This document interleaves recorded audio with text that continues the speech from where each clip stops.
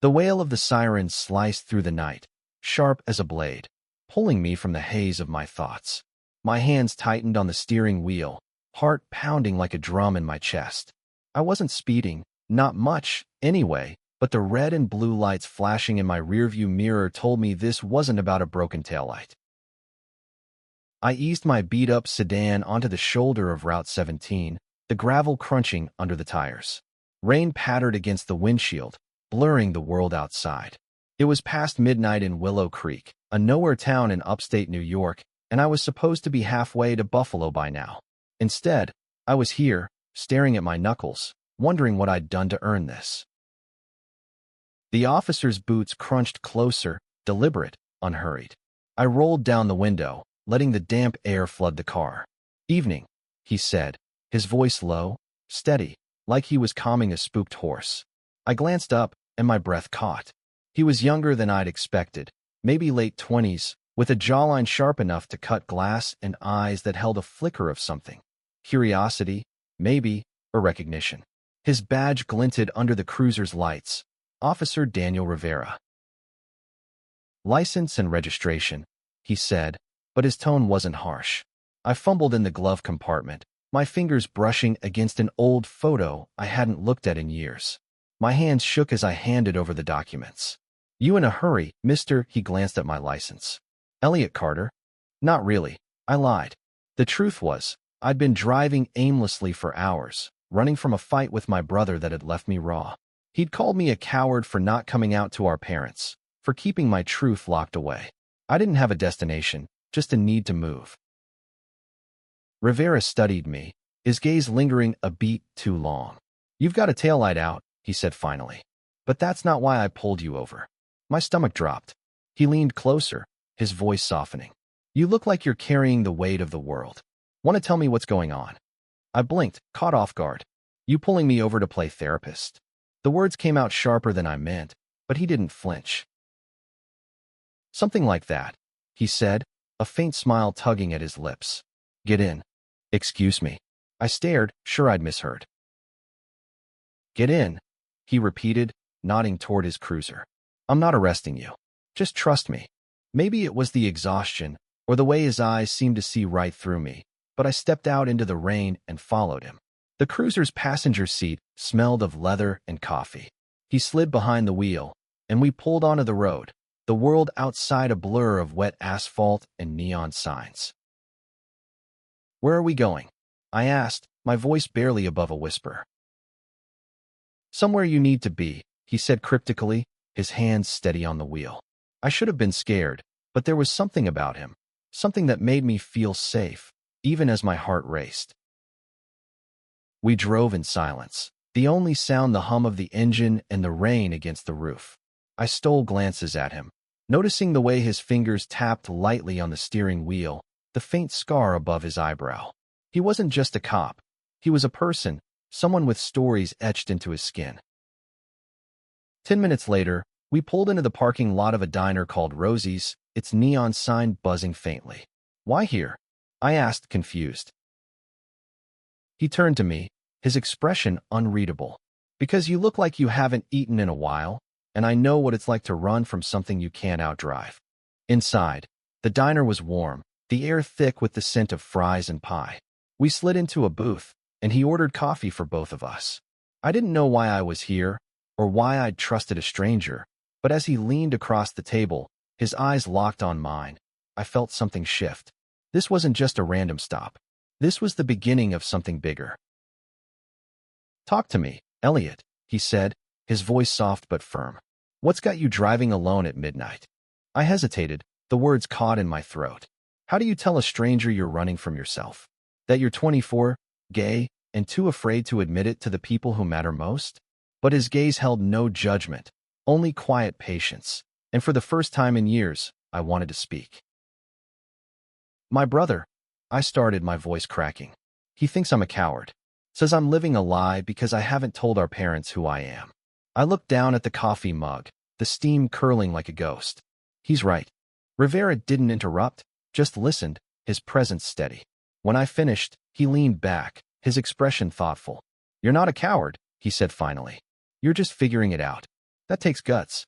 I wanted to believe him, but the weight of my secret felt heavier than ever. What about you? I asked, deflecting. Why'd you become a cop? His smile faded, and for a moment, I thought I'd crossed a line. Then he spoke, his voice low. I grew up in a rough neighborhood. Saw too many people get hurt because no one cared enough to step in. I wanted to be the one who did. There was more to his story. I could feel it. But before I could ask, the waitress set down a plate of pancakes I hadn't ordered. Rivera grinned. You look like a pancake guy. I laughed, the sound surprising me. For the first time that night, I felt lighter, like maybe I wasn't alone in this. As we ate, the conversation flowed. About music, about dreams, about the little things that make a life. He told me about his love for jazz, how he'd sneak into clubs as a teenager to listen. I told him about my art, the sketches I kept hidden in my apartment.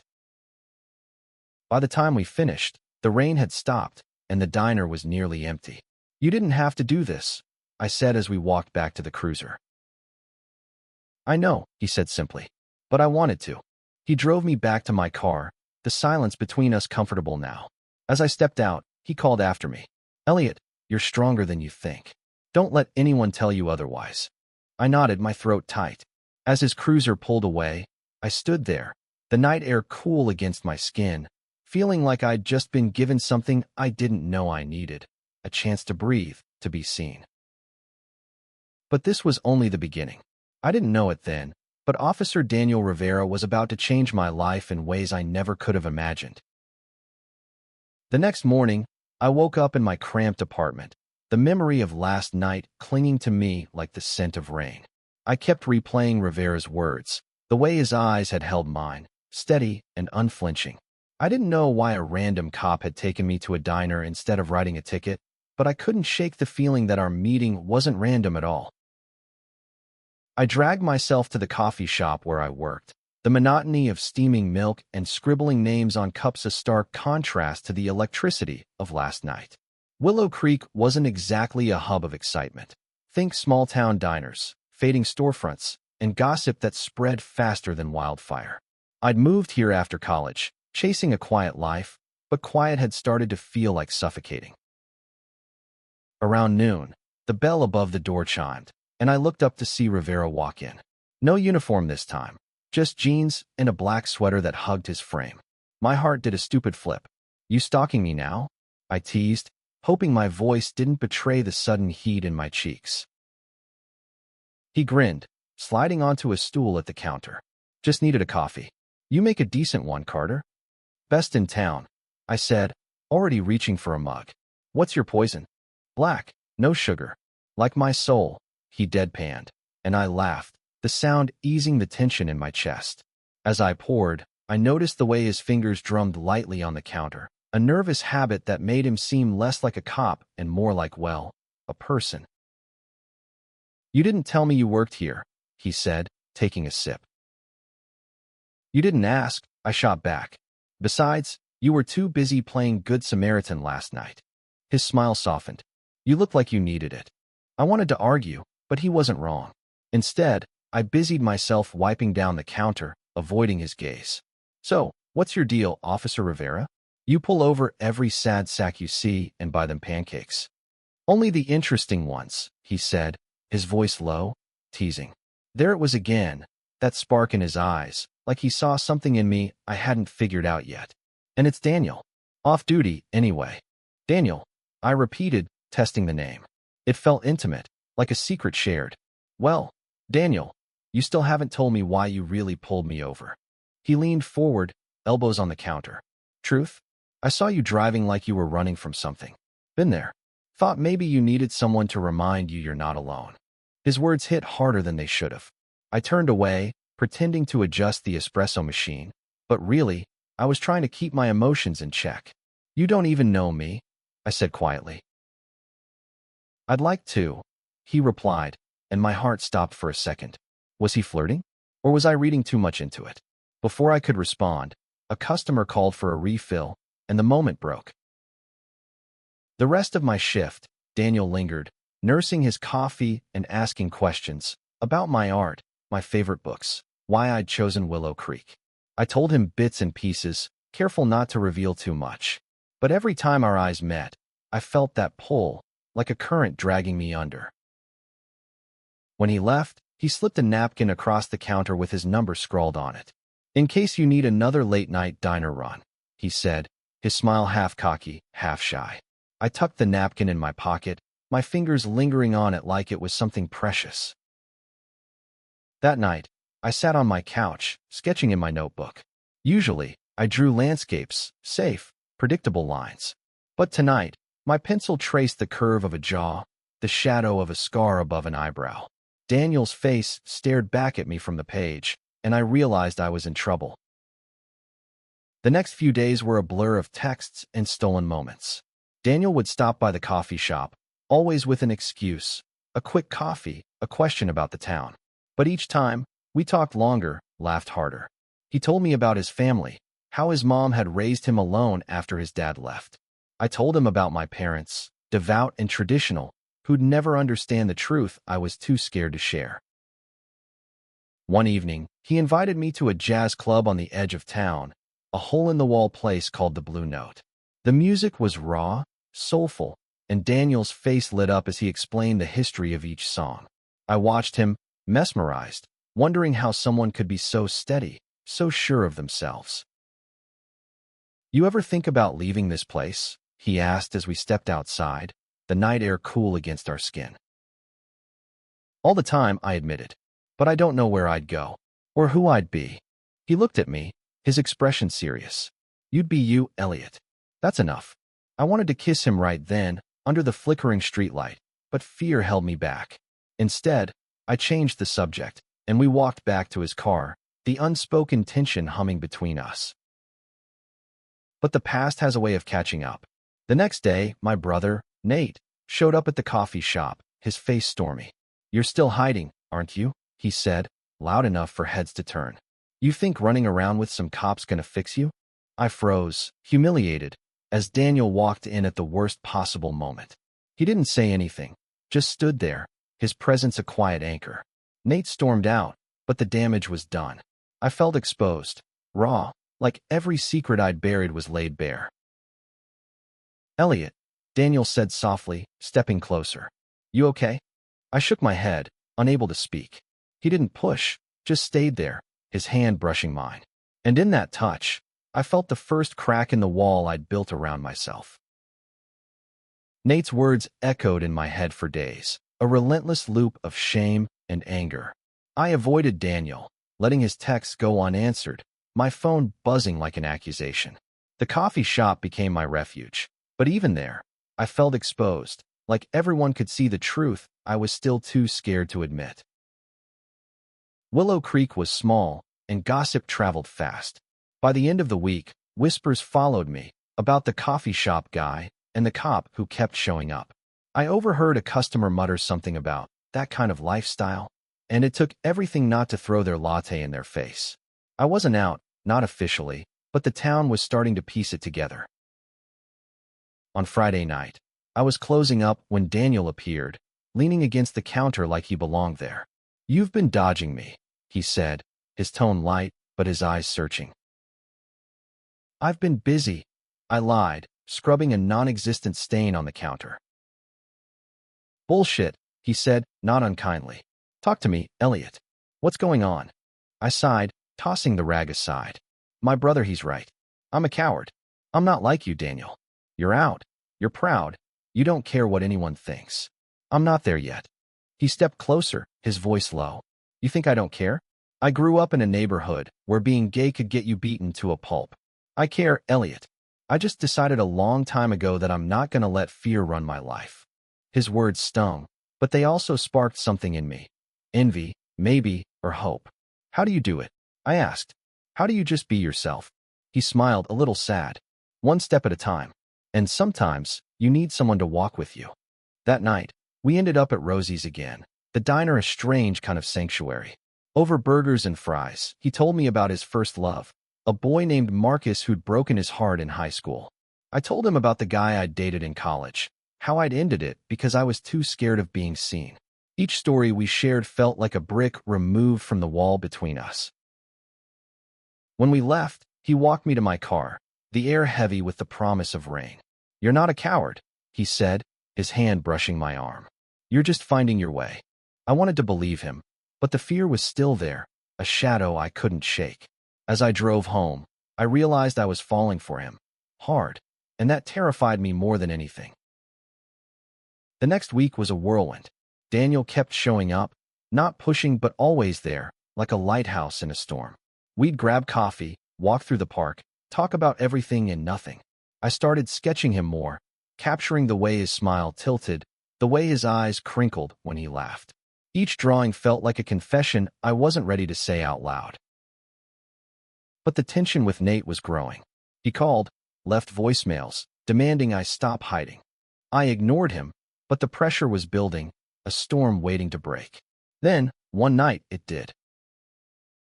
I was at Daniel's apartment, a small place above a bookstore, filled with records and plants. We were on the couch, a jazz record spinning softly, when he leaned in and kissed me. It was gentle at first, then urgent, like we'd both been holding back too long. My heart raced, not with fear but with want, with the realization that this was real. But then my phone buzzed, shattering the moment.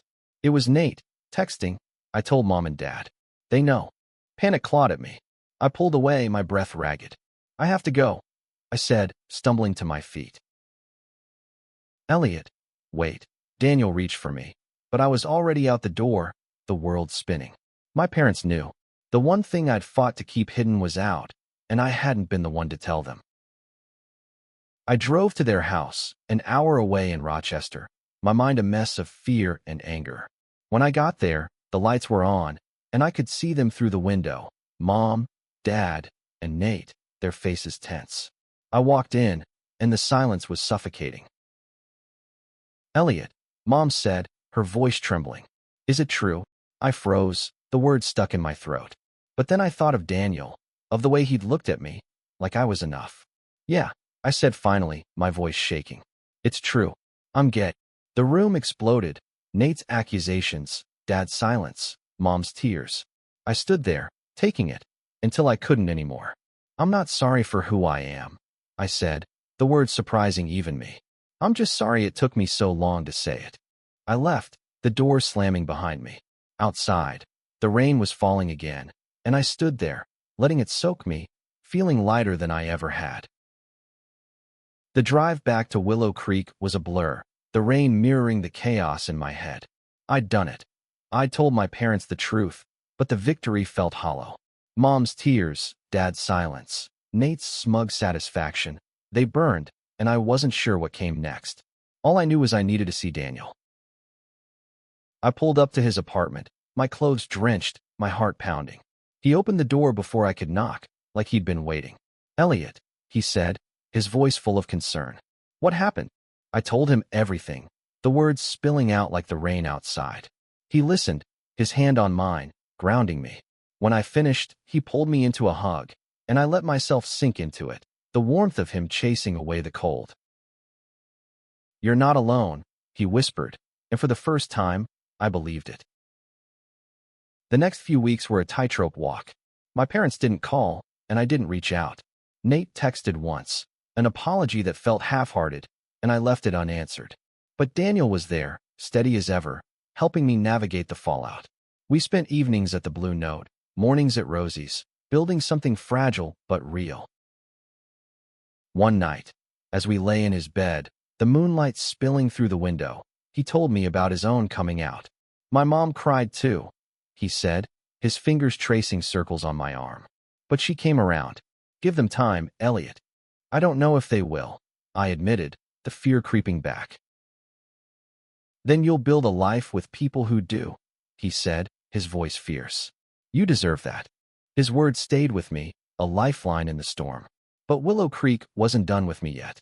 The gossip had spread, and the coffee shop became a battleground. Customers stared, whispered. One guy, a regular named Tom, refused to let me serve him, muttering about sinners. I kept my head down, but it hurt. Daniel noticed, of course. He started showing up in uniform, his presence a quiet warning to anyone who dared cross a line. "You don't have to do this," I told him one day, as he glared at a particularly rude customer. "I want to," he said simply, and I realized I was falling deeper, maybe even in love. But love doesn't shield you from everything. One night, as I closed up the shop, I found a note taped to the door. "Fags don't belong here." My stomach churned, but I didn't tell Daniel. I didn't want him to worry, or worse, to do something reckless. I should have known he'd find out. The next day, he stormed into the shop, his face dark. "Why didn't you tell me?" he demanded, holding up a photo of the note someone had sent him. "I didn't want to make it a thing," I said, avoiding his eyes. "It is a thing," he said, his voice shaking. "You don't have to face this alone." We argued, the first real fight we'd had. I told him I could handle it. He said I was shutting him out. In the end, I walked away, needing space, but the note lingered, a reminder of the world I'd been trying to ignore. That night, I sat in my apartment, sketching furiously, trying to make sense of it all. The page filled with Daniel's face, but this time, there was anger in his eyes, fear in mine. I hated how much I cared, how much I needed him. The next morning, I found him waiting outside my building, his cruiser parked crookedly. "I'm sorry," he said before I could speak. I can't stand the idea of you getting hurt." I wanted to stay mad, but the look in his eyes, raw, vulnerable, broke me. "I'm scared too," I admitted. "But I don't want to lose you." "You won't," he said, pulling me close. And in that moment, I knew I'd fight for this, for us, no matter what. The note wasn't the last of it. Over the next week, the harassment escalated. Slurs scratched into my car, more notes at the shop. I kept them from Daniel, but Willow Creek was small, and secrets didn't stay buried. When he found out, he was furious, not at me, but at the town, at the hate that festered in its shadows. "We're reporting this," he said, his voice hard. "This isn't just pranks, Elliot. This is a hate crime." I didn't want to make waves, but he was right. We went to the station, where his captain, a gruff woman named Harris, took my statement. She was kind but blunt. "Small towns can be cruel," she said. "But we've got your back." Daniel stayed by my side, his hand brushing mine when no one was looking. It was a small gesture, but it meant everything. Still, I couldn't shake the feeling that I was dragging him into my mess. He was out, proud, respected. I was still finding my footing, and the weight of that difference was starting to show. One night, as we sat in his apartment, he told me about a case he'd worked. A gay kid beaten outside a bar, left for dead. "I swore I'd never let that happen again," he said, his voice breaking. "Not on my watch." I realized then how much he carried, how much he risked every day. "You don't have to save me," I said quietly. "I'm not trying to save you," he said, his eyes fierce. "I'm trying to be with you." Those words broke something open in me. I kissed him, hard, desperate, like I could pour everything I felt into that moment. He kissed me back, and for a while, the world outside didn't exist. But reality always creeps back.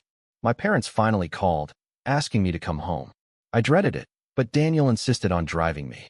"You don't have to do this alone," he said, and I clung to that promise. The conversation with my parents was brutal. Mom cried again.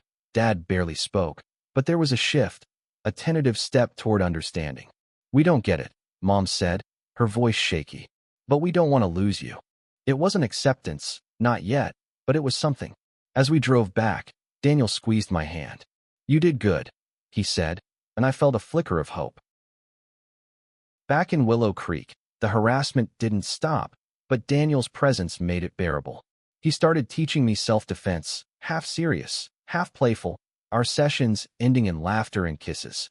I started sketching again, not just him but us, moments of joy, of defiance. One day, I showed him my sketchbook, the pages filled with our story. His eyes softened as he flipped through it. "You're incredible," he said, and I believed him. But the town wasn't done with us. One night, as we left the Blue Note, a group of guys waited in the parking lot, their faces shadowed. "Faggots," one spat, and my heart sank. Daniel stepped in front of me, his voice calm but deadly. "Walk away," he said. They didn't, and for a moment, I thought it would come to blows. But then another cop car pulled up. "Harris," off duty, her presence enough to scatter them. "You okay?" she asked, looking at us both. "Yeah," Daniel said, but his hand was shaking. I realized then how much he was risking, how much we both were. That night, in his apartment, I told him I loved him. The words slipped out, raw and true. He froze, then pulled me close, whispering, "I love you too." It was a turning point, a promise to face whatever came next together. The harassment didn't stop, but it changed. The notes became less frequent, the slurs quieter, as if the town was growing tired of its own hate. Or maybe it was Daniel's presence, his quiet strength, that kept the worst at bay. Either way, we carved out a life together, fragile but fierce. I started painting again, big canvases filled with color and emotion, inspired by him, by us. The coffee shop hung one of my pieces, a bold abstract of two figures in a storm, and customers started asking about it. For the first time, I felt seen, not as the coffee shop guy, but as an artist, as myself. Daniel and I talked about the future, leaving Willow Creek, maybe moving to a city where we could breathe easier. "Chicago," he said one night, sprawled on my couch. "Great jazz scene, good coffee. We could make it work." I said, smiling. The word felt like a promise. But the past wasn't done with us. Nate showed up again, this time at my apartment, his face softer than before. "I was wrong," he said, his voice low. "I pushed you too hard. I wanted you to be free." I didn't forgive him right away, but we talked, really talked, for the first time in years. He told me about his own struggles, how he'd fought to be the perfect son, to make up for my silence. It wasn't an excuse, but it was a start. My parents reached out too, inviting us to dinner. Daniel came with me, his hand steady in mine as we walked into their house. It wasn't perfect, awkward silences, careful words, but Mom hugged me, and Dad shook Daniel's hand. It was progress, and that was enough for now. One night, Daniel took me back to Rosie's, the diner where it all began. "Full circle," he said, sliding into our old booth. He pulled out a small box, and my heart stopped. "Not a ring," he said quickly, laughing at my panic. "Not yet. Just something for you." Inside was a key, his apartment key. "Move in with me," he said, his voice soft but sure. "Let's build something." I said yes, tears in my eyes, and we kissed across the table, the diner lights warm around us. But life isn't a fairy tale. The next day, Harris called Daniel in for a meeting. The station had received complaints, anonymous, of course, about an openly gay officer being unprofessional. It was bullshit, but it was a reminder of the world we lived in. Daniel didn't back down. He went to work, head high, and I painted, pouring my fear and love into every stroke. We were fighting, not just for us, but for something bigger, a world where we didn't have to hide.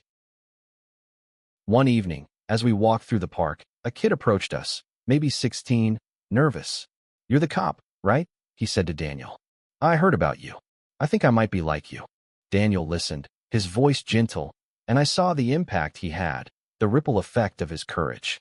I squeezed his hand, proud and terrified and so in love. That night, I painted him, not as a cop or a savior, but as the man who'd changed my life. The canvas was raw, real, a testament to everything we'd fought for. Months passed, and Willow Creek started to feel less like a cage. The harassment faded, not entirely, but enough to breathe. My paintings were selling now, small galleries in nearby towns picking them up. Daniel was promoted, despite the complaints, his captain standing by him. We moved in together, turning his apartment into ours, records and sketchbooks side by side. One night, we hosted a dinner. Nate, my parents, a few friends from the coffee shop. It was messy, imperfect, but it was family. Mom asked about my art, Dad talked to Daniel about baseball, and Nate apologized again, this time with a sincerity I could feel. We laughed, we argued, we lived. But the real turning point came unexpectedly. The kid from the park, Jamie, started showing up at the coffee shop, sketching in a corner. He was quiet, scared, but curious. One day, he showed me his drawings, raw and full of pain. "I don't know how to tell my parents," he said. I thought of Daniel, of that first night in the diner, and I knew what to say. You don't have to do it alone, I told him. We'll be here. Daniel and I started a support group, small at first, just a few kids like Jamie. We met at Rosie's, the diner becoming a haven for others like it had been for me. We listened, we shared, we built something bigger than ourselves. One evening, as we closed up the meeting, Daniel pulled me aside. You remember that night I pulled you over? He said, his eyes soft. How could I forget? I said, smiling. I didn't know it then, but I was looking for you, he said. Not just to help you, to find you. I kissed him, right there in the diner, not caring who saw. The world wasn't perfect, but it was ours, and we were making it better, one step at a time. Years later, we'd leave Willow Creek for Chicago, chasing jazz and dreams. But that night, in the diner, I knew we'd already found what mattered. I'd been pulled over at midnight, but Daniel had driven me somewhere I needed to be, home, to myself, to him. And that was enough.